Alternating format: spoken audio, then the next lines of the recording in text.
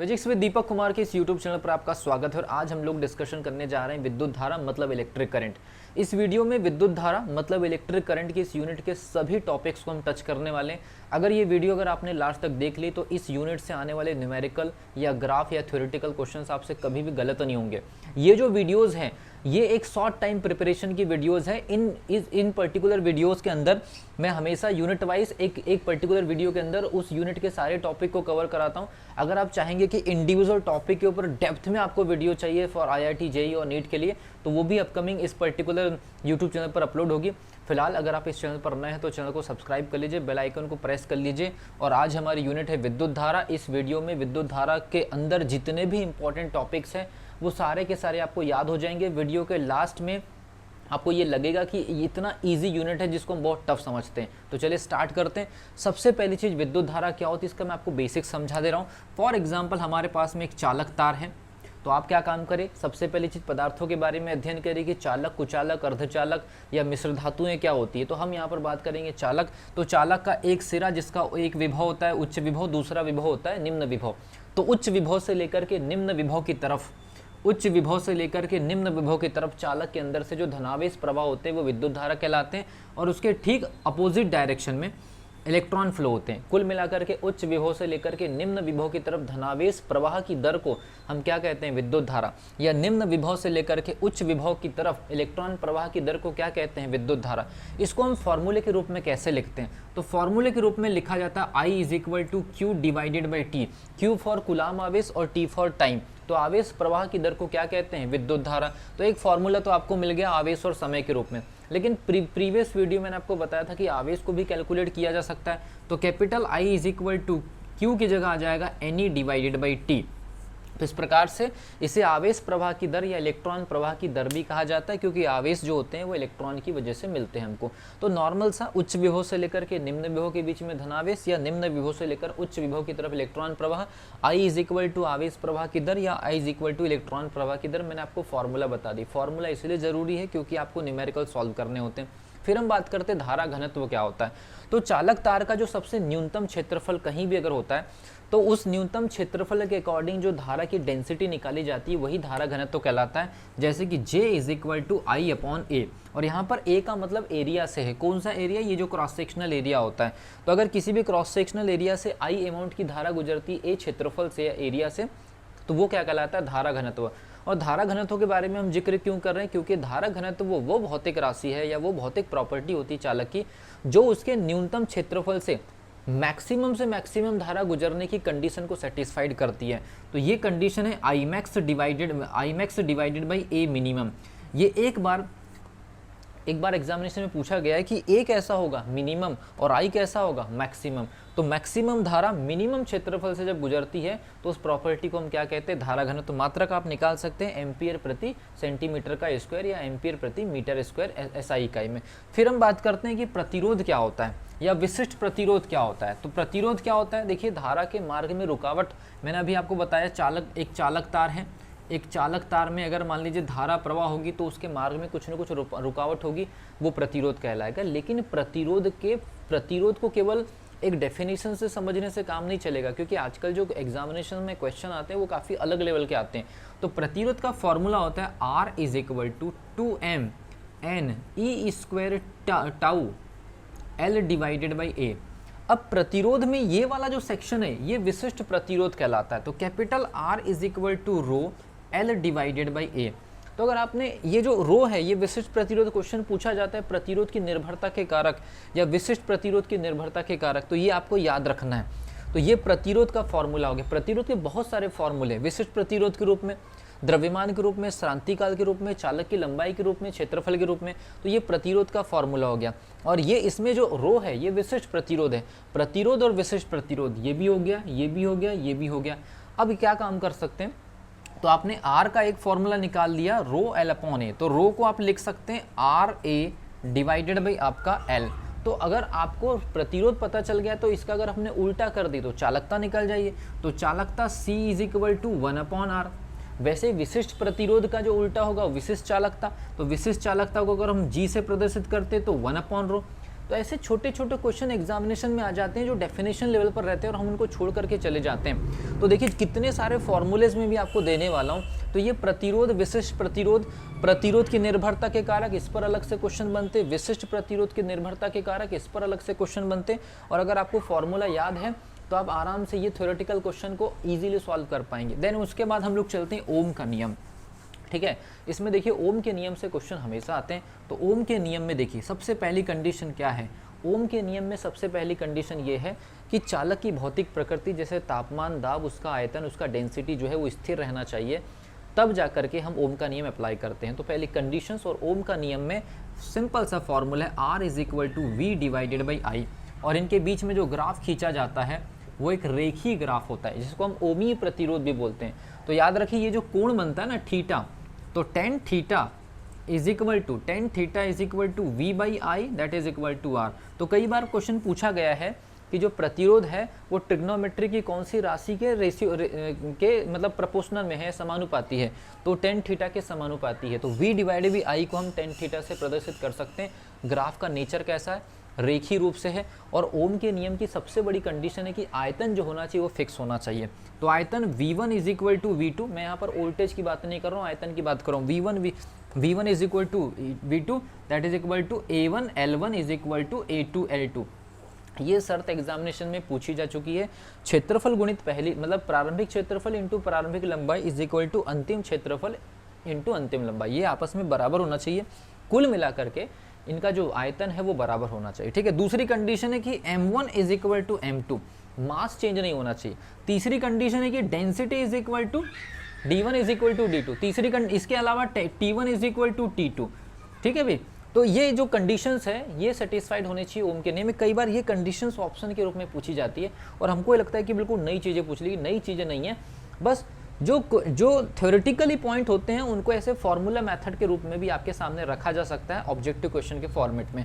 तो ये ओम के नियम के बारे में होगा। अब उसके बाद देखते हैं, जैसे हमने ओम के नियम के ग्राफ के बारे में आपको बताया, उसके बाद अब बात करते हैं कि ओम के नियम और शक्ति में। तो सबसे पहले चीज विद्युत शक्ति P = VI और R = V/I, इन दो फॉर्मूले से सबसे ज़्यादा क्वेश्चन आते हैं।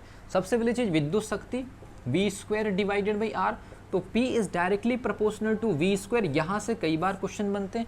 और एक होता है आपका कैपिटल H = I² RT, तो ये कहलाता है आपका जूल प्रभाव और ये कहलाती प्रवाहित शक्ति। तो आपको अगर मान लीजिए विद्युत परिपथ में प्रवाहित शक्ति अगर आपको निकालना तो ये फॉर्मूला अप्लाई करना पड़ेगा, जहाँ आपको वोल्टेज दिया रहेगा और प्रतिरोध दिया रहेगा।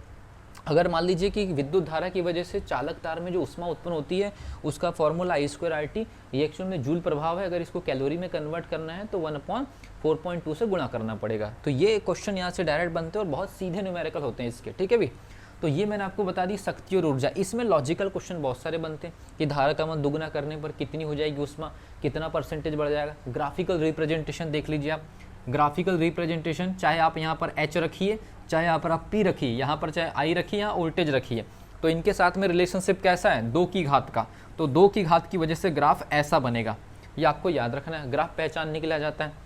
तो ये मैंने आपको बता दिया शक्ति एवं ऊर्जा। अब उसमें एक और कंडीशन होती है ताप गुणांक।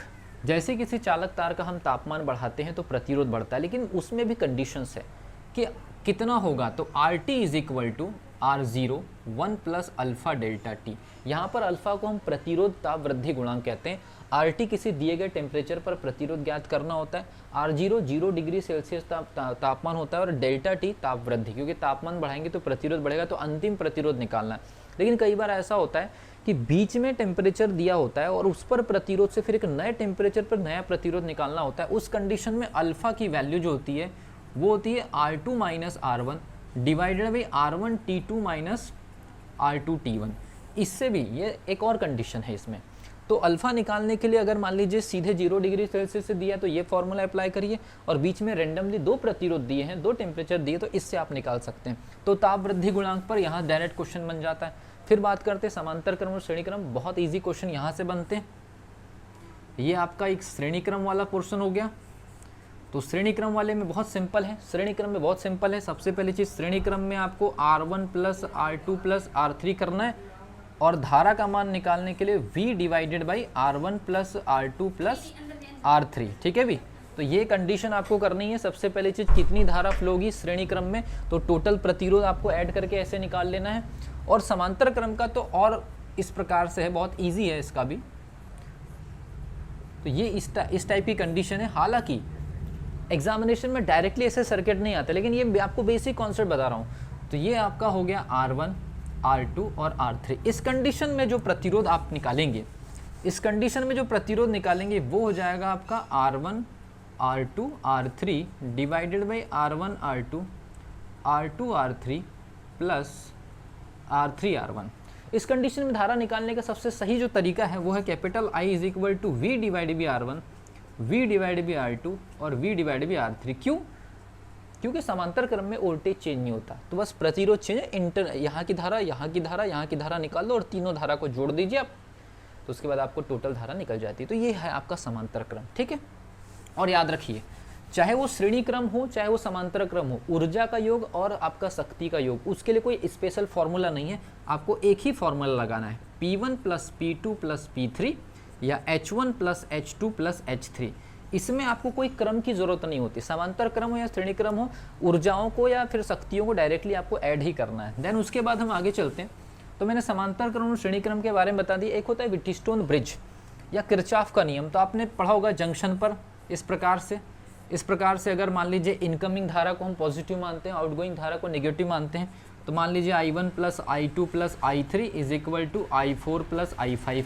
सेम कंडीशन आवेश के लिए लगा देते हैं, Q1 plus Q2 plus Q3 is equal to Q4 plus Q5।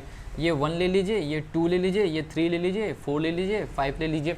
वैसे इसमें कंडीशन ये होती है, किरचॉफ का जो नियम होता है ये ऊर्जा संरक्षण और आवेश संरक्षण के सिद्धांत पर कार्य करता है, ठीक है। इसके एप्लीकेशंस या इसके यूज वाले सर्किट भी होते हैं, ठीक है। इसके ये अब उसके अलावा एक और होता है किरचॉफ का वोल्टेज का नियम। तो किरचॉफ का वोल्टेज का जो नियम है कुछ इस प्रकार से कार्य करता है। किरचॉफ का वोल्टेज का जो नियम है कुछ इस प्रकार से कार्य करता है। मैं आपको इसकी बेसिक हिंट दे दे रहा हूँ। ये मान लीजिए R1 प्रतिरोध, ये E1 सेल, ये E2 सेल, ये R2 प्रतिरोध और ये आपका R3 प्रतिरोध। तो इसमें सबसे पहले चीज़ E1 माइनस E2 निकालने के लिए आता है। तो आपको कुछ नहीं करना है, यहाँ पर I1 R1 minus I2 R2। तो वो अगर इसका पॉजिटिव टर्मिनल आमने सामने आएगा तो माइनस लगेगा। इसके अलावा अगर मान लीजिए आपको E2 का परफॉर्मेंस निकालना है तो आपको क्या काम करना होता है, I1 प्लस I2 दोनों सेल की धारा मिलकर के R3 से जाती है और E2 की धारा R2 से जाती है, मतलब I2। तो ये दो समीकरण के बेसिस पर कुछ क्वेश्चन बन जाते हैं। तो ये आपका कहलाता है किरचॉफ का वोल्टेज का नियम। तो किरचॉफ का वोल्टेज का नियम और किरचॉफ का करंट का नियम अगर आपसे बन गया तो फिर व्हिटस्टोन ब्रिज का क्वेश्चन है आपसे बन जाएगा इजीली। इसमें किसी भी प्रकार की कोई दिक्कत नहीं आती है। इस प्रकार से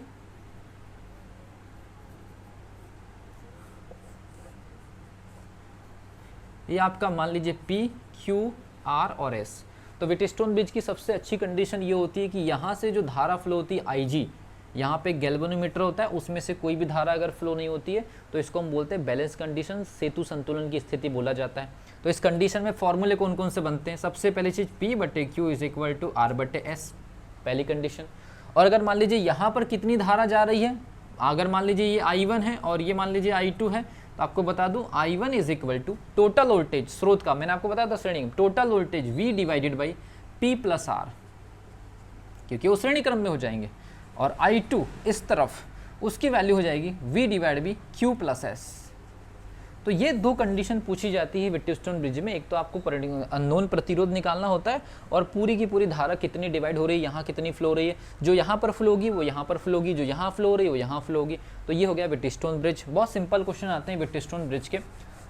इस वीडियो में आपको सारे के सारे फॉर्मूले में आपको याद करवा दे रहा हूँ। इसी कंडीशन में एक और कंडीशन आती है मीटर सेतु की। तो मीटर सेतु की बनावट मैं एकदम सिंपल तरीके से आपको समझाने की कोशिश करूँगा। ये आपका P, ये Q, ये आपको मीटर सेतु को मीटर सेतु इसलिए कहा जाता है क्योंकि उसकी जो स्लाइडिंग की जो लेंथ होती है वो होती है आपकी 1 मीटर की। 1 metre is equal to 100 centimetre, ठीक है भाई। 1 metre is equal to 100 centimetre. उसमें टोटल 10 पार्ट होते हैं, 10 पार्ट होते हैं और एक एक पार्ट में 10-10 सेंटीमीटर के टुकड़े होते हैं, प्रतिरोध में डिवाइड होते हैं।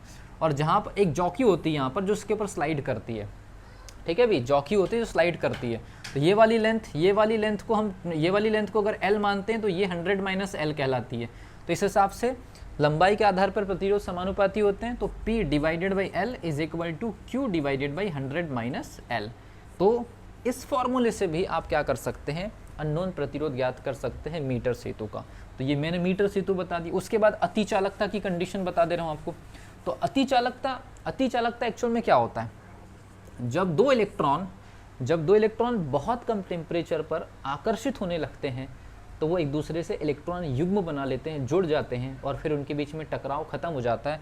तो बहुत कम 2.9 केल्विन, 2.1 केल्विन, 9.1 केल्विन, ऐसे अलग अलग टिन के लिए, नायोबियम के लिए, हीलियम गैस के लिए ये इनके क्रांतिक तापमान इतने कम, एक्चुअल में ये -269 डिग्री सेल्सियस, -270 डिग्री सेल्सियस, इतने कम टेम्परेचर पर ये धातुएं अतिचालकता प्रदर्शित करती है। इसका मतलब है बिना वोल्टेज के धारा प्रवाहित होती है, धारा के मार्ग में कोई रुकावट नहीं होती है और इलेक्ट्रॉन अब टकराने के लिए नहीं होते क्योंकि इलेक्ट्रॉन का युग्म बन जाता है। तो ये अतिचालकता के बारे में पढ़िए, ओन्स केमरलिन का जो प्रैक्टिकल है उसके बारे में, इसमें क्रांतिक ताप के बारे में जरूर थ्योरेटिकल चीज़ पढ़ी, कुछ ऑब्जेक्टिव क्वेश्चन डायरेक्ट यहाँ से आ जाते हैं।